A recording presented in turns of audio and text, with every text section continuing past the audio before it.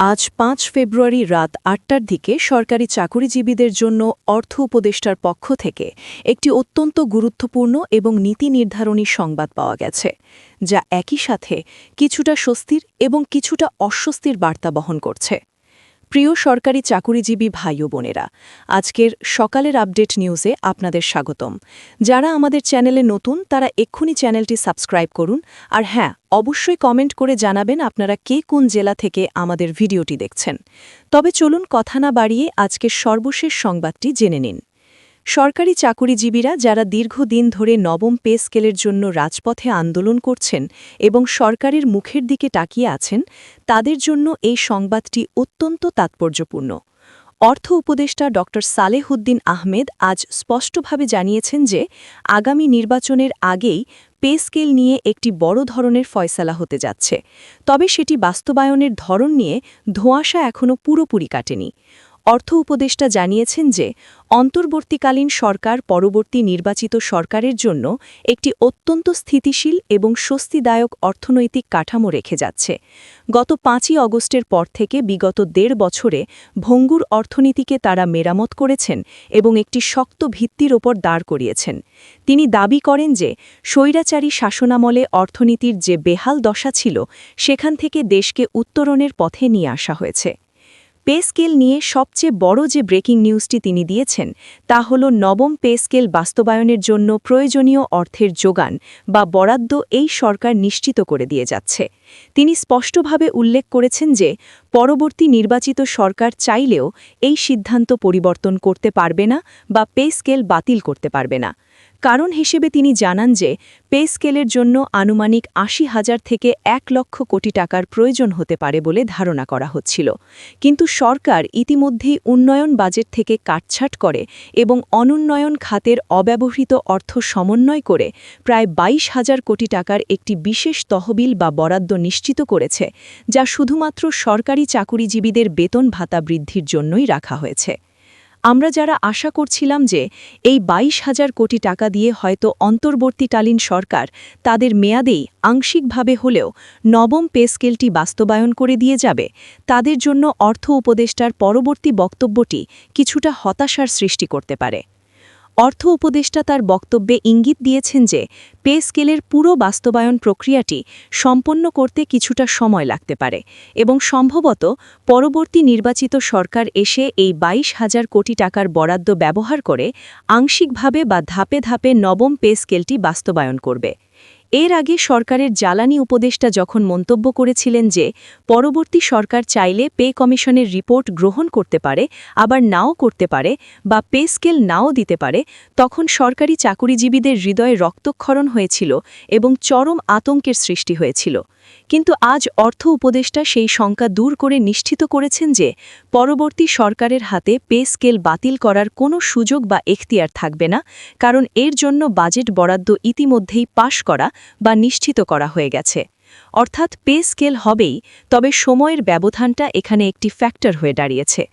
ড সালেহউদ্দিন আহমেদ বাস্তবায়নের জন্য কিছুটা সময় লাগার কথা বললেও তিনি আশ্বস্ত করেছেন যে কোনোভাবেই সরকারি কর্মচারীদের বঞ্চিত করা হবে না। তবে সরকারি চাকুরিজীবীদের মন এই আশ্বাসে পুরোপুরি ভরছে না, কারণ অতীতেও বিভিন্ন রাজনৈতিক সরকারের আমলে তাদের সামনে এমন অনেক মূলা ঝোলানো হয়েছে এবং শেষ পর্যন্ত তারা বঞ্চনার শিকার হয়েছেন। সরকারি কর্মচারীদের দীর্ঘদিনের তিক্ত অভিজ্ঞতা রয়েছে যে রাজনৈতিক সরকার ক্ষমতায় আসার পর তারা নানা অজুহাত দেখিয়ে, বিশেষ করে বিগত সরকার রেখে যাওয়া শূন্য তহবিল বা অর্থনৈতিক সংকটের দোহাই দিয়ে পে স্কেল বাস্তবায়ন থেকে পিছু হটে যায়।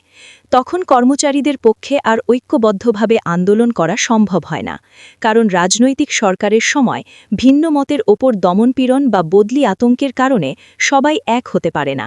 কিন্তু বর্তমান অন্তর্বর্তীকালীন সরকারের সময় যেহেতু একটি নিরপেক্ষ পরিবেশ বিরাজ করছে, তাই কর্মচারীরা এখনই তাদের দাবি আদায় করে নিতে চায়। সরকারি চাকুরিজীবীরা মনে করছেন, যদি অন্তর্বর্তীকালীন সরকার পে স্কেলের বাস্তবায়নের দায়িত্ব পুরোপুরি পরবর্তী সরকারের উপর ছেড়ে দিয়ে যায়, তবে সেটি হবে একটি বড় ধরনের ঝুঁকি। পরবর্তী নির্বাচিত সরকার এসে যদি বলে যে বিগত ফ্যাসিস্ট সরকারের কারণে এবং পরবর্তী অন্তর্বর্তীকালীন সময় কলকারখানা বন্ধ থাকায় বা অর্থনৈতিক স্থিতিশীলতার কারণে কোষাগারে পর্যাপ্ত টাকা নেই, তাই এই মুহূর্তে পে স্কেল দেওয়া সম্ভব নয়, তখন সরকারি কর্মচারীদের আর কিছুই করার থাকবে না। তখন তাদের অবস্থা হবে শোচনীয় এবং মুদ্রাস্ফীতির চাপে তাদের জীবনযাত্রা অচল হয়ে পড়বে। এই আশঙ্কার কারণেই সরকারি কর্মচারীরা বর্তমান সরকারকে চেপে ধরেছে এবং দাবি জানাচ্ছে যে যেহেতু আপনারা পে কমিশন গঠন করেছেন এবং সেই কমিশন অক্লান্ত পরিশ্রম করে তাদের সুপারিশমালা প্রধান উপদেষ্টার কাছে হস্তান্তর করেছে, তাই এটিকে আর কালক্ষেপণ করার কোনো সুযোগ নেই।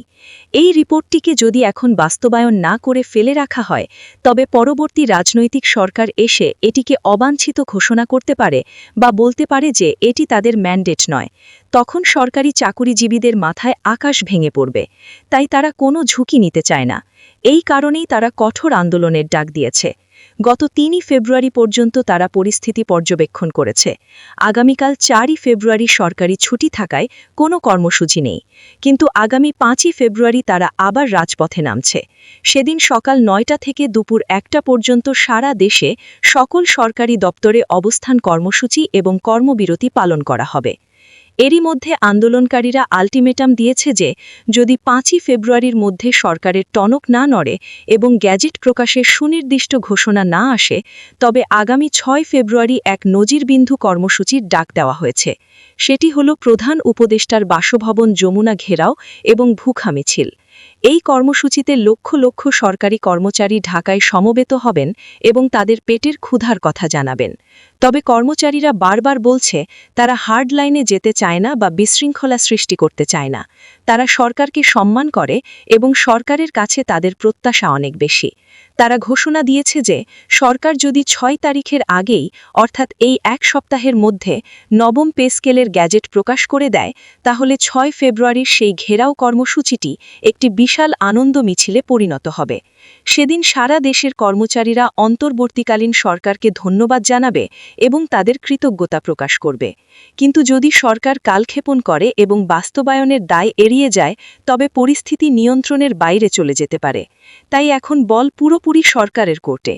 আশা করা যাচ্ছে অর্থ উপদেষ্টার আজকের এই পজিটিভ বক্তব্যের পর সরকারের অন্যান্য উপদেষ্টারাও এই বিষয়টি নিয়ে একমত হবেন এবং আগামী কয়েকদিনের মধ্যেই সরকারি চাকুরিজীবীদের দীর্ঘদিনের লালিত স্বপ্ন নবম পে স্কেলের গ্যাজেটটি উপহার দিয়ে বিদায় নেবেন, যা ইতিহাসের পাতায় একটি স্মরণীয় ঘটনা হয়ে থাকবে।